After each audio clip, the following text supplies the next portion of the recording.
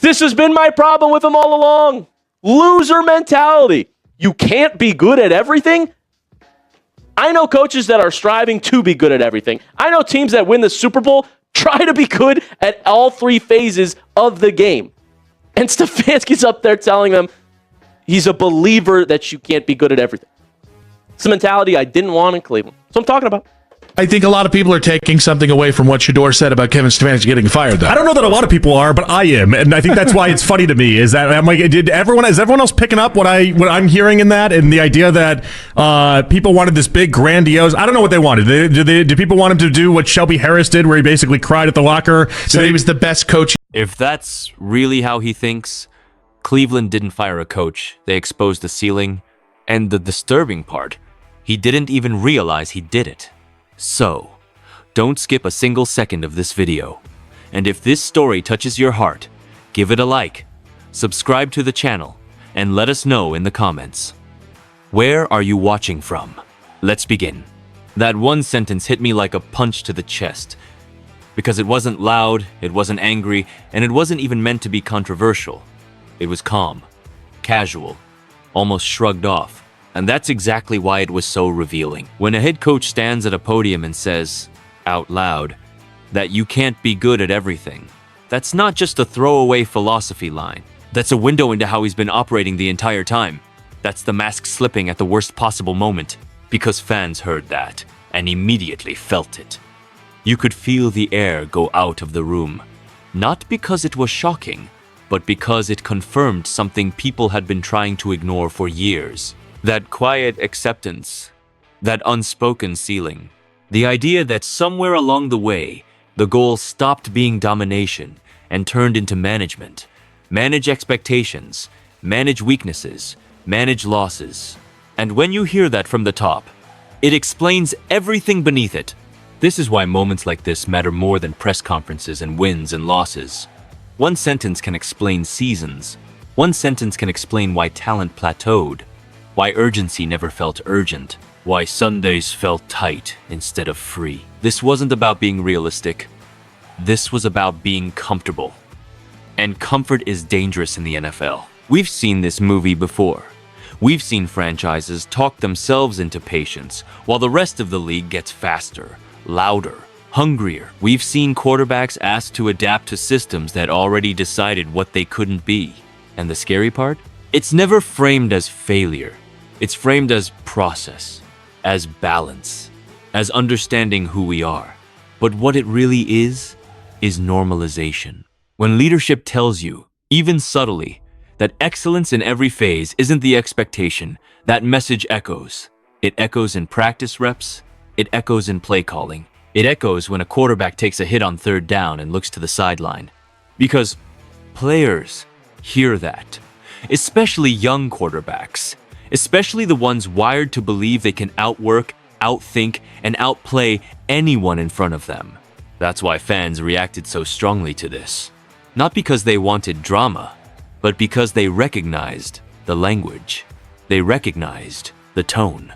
They recognized the feeling of being told, without being told, that there's a limit to how far this thing is allowed to go. And once that ceiling exists in a building, it becomes invisible but permanent. This wasn't anger. This wasn't bitterness.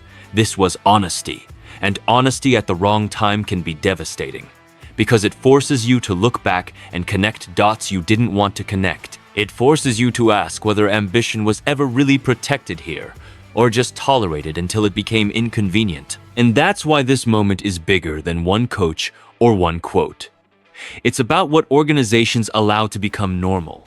It's about what gets excused as realism. It's about what quarterbacks are quietly expected to live with. Because if this is how leadership thinks out loud, what does that mean for the players who had to live under it? This is why. When you zoom out, this was never going to work. Not because anyone was evil, not because anyone was clueless, but because the fit was broken from the start. Football isn't just schemes and playbooks. It's energy. It's belief. And when you put a high-drive quarterback into a system that's already negotiating with its own limits, something is going to snap. Here's the part people don't like to talk about. Mentality trickles down. Always. Whatever the head coach believes about ceilings, the locker room absorbs. Maybe not on day one, maybe not out loud, but it shows up in the margins, in how aggressive third and short calls feel, in whether you push tempo or slow things down, in whether mistakes are treated like growing pains or proof that ambition should be reined in. That's how philosophy becomes behavior. And young quarterbacks feel this more than anyone. They come into the league wired to believe they can be special. They have to. No one survives the NFL without that internal edge, but when the environment subtly teaches them to manage instead of attack, to protect instead of impose, that belief gets reshaped, not shattered, reshaped. And that's worse, because now you've got a talented player playing within someone else's comfort zone instead of their own potential. We've seen this before. We've seen quarterbacks who looked stuck, conservative, hesitant until the environment changed. Think about Jalen Hurts before the Eagles fully leaned into him. Think about what happened when the message shifted from "don't lose" to "go take it." Same player, different oxygen. That's not coincidence, that's context. But here's where fans get frustrated, and rightfully so. When people questioned the direction, the response was always the same. Be patient. This is how winning teams are built. You can't be elite everywhere. And suddenly, asking for urgency got framed as ignorance. Wanting more got framed as being unrealistic. That's gaslighting. Not malicious, but effective. It convinces you to doubt what you're clearly seeing on Sundays. Because realism, in the NFL, can become a shield. A shield against accountability. A shield against adaptation. A shield against admitting that maybe the system is asking the wrong questions. And once that shield is in place, stagnation starts getting defended instead of challenged. This chapter isn't about blaming one person. It's about acknowledging that certain players, especially the ones who want to dominate every rep, can't breathe in environments that already decided how high the bar is allowed to go. They'll try, they'll adjust, they'll internalize. But over time, something gets lost. The edge dulls, the confidence tightens, the joy drains out of the game. That's why some guys last. They survive. They adapt. They play within the lines and carve out careers. And there's nothing wrong with that. But others don't survive it. They suffocate in it. And once you understand that, the conversation stops being about philosophy and starts being about damage. Here's where the pushback always comes, and I can already hear it. You're overreacting. That quote was taken out of context. This is just media noise. And look, I get it. Football people love nuance. They love gray areas. They love explaining things away until nothing actually has to change. But this is where I stop letting excuses slide, because leadership language is never accidental. Ever. You don't accidentally reveal your worldview at a podium. You don't accidentally choose words that lower the bar. When pressure hits, when the lights are on, when the questions are basic and unscripted, that's when truth leaks out. And that's exactly what happened here. This wasn't a smear. This wasn't a hit piece. This was someone saying the quiet part out loud, calmly, confidently, because to him, it wasn't controversial at all. That's the part people are missing. See, when critics say it was taken out of context, what they're really saying is, we're more comfortable pretending context changes impact. It doesn't. In the NFL, words don't just describe philosophy, they create it. They set expectations. They give permission. And once permission is given, it spreads. Words become culture. Culture becomes habits. Habits decide games. That's not a slogan. That's how this league works. And pressure doesn't soften philosophy. It exposes it. When things are going well, every system looks flexible. But when you're down 7 in the fourth quarter, when a rookie quarterback throws a pick, when the crowd gets tight and the margin disappears, that's when belief systems show their teeth. That's when you find out whether the environment pushes forward or pulls back. And here's the part that should make everyone uncomfortable. Young quarterbacks are the ones who pay for this first. They're the ones trying to prove they belong while also figuring out how much freedom they're allowed to have. They're listening to every word. They're watching every reaction. And when the message they absorb is, "We can't be great everywhere," they internalize it, even if they don't want to.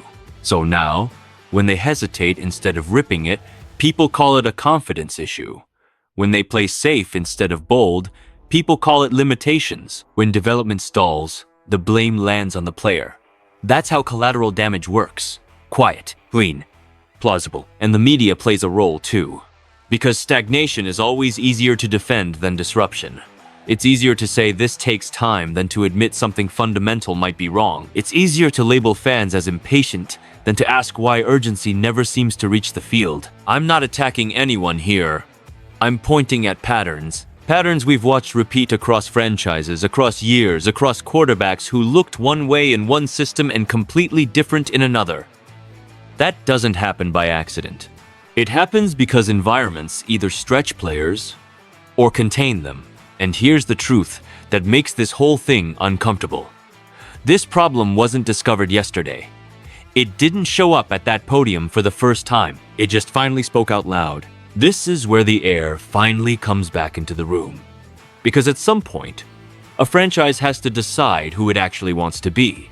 Not who it says it is, not who it hopes to become, who it is willing to act like right now. And this is the moment where the shift becomes undeniable, not accidental, not cosmetic, but intentional. You can feel it when energy changes. It's not just new faces on a sideline. It's the language, the vocabulary, the urgency behind every sentence. There's a massive difference between "we're trying to be competitive" and "we're here to take this." One sounds careful, the other sounds hungry. One is designed to avoid embarrassment. The other is designed to impose will. And players know the difference immediately. This is what people miss when they talk about playing to win versus not losing. Playing not to lose is reactive. It's cautious. It's about minimizing damage. Playing to win is aggressive. It invites risk. It tells players, especially quarterbacks, that mistakes aren't a reason to retreat. They're a cost of growth. And when that message comes from the top, everything changes downstream. Confidence is contagious in a locker room. So is hesitation. When leadership speaks with clarity, players stop guessing. When leadership sounds decisive, players move faster. Roots are sharper. Defenses fly downhill. Quarterbacks stop looking over their shoulder after every throw. This is how alignment starts. Not with guarantees, but with belief that everyone is pulling in the same direction. And here's the important part. This shift doesn't mean tearing everything down. That's lazy. Real change is smarter than that. Continuity matters in the NFL. Systems matter. Familiarity matters. But continuity without authority becomes stagnant. Fresh authority without continuity becomes chaos. The sweet spot is when you keep what works and inject it with a voice that refuses to coast. That's what this moment represents. Same building, same league, same pressure. But a different tone, a different standard, a different willingness to say, out loud, that the goal isn't balance, it's excellence. And for players who've been waiting for that green light, it's fuel. This chapter isn't about promising rings. That's not how this league works.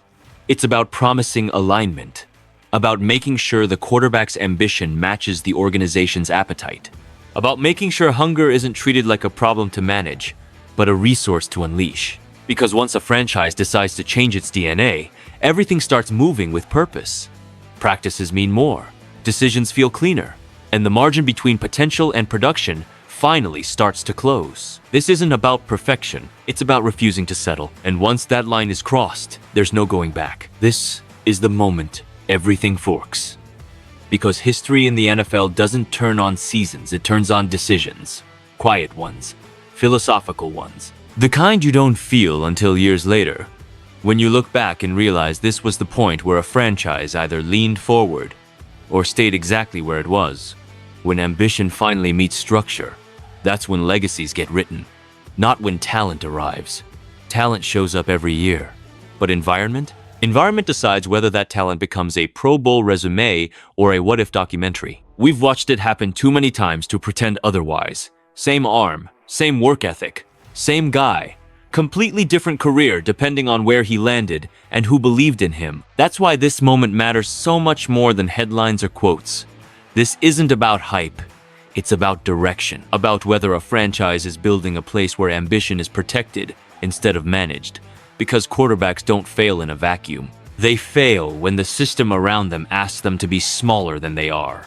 When growth gets labeled reckless. when confidence gets treated like arrogance. And let me be clear, belief doesn't mean blind optimism. Nobody's handing out trophies in February. Nobody's pretending this is guaranteed. That's not what this is. This is about alignment. About making sure the hunger in the building matches the hunger under center.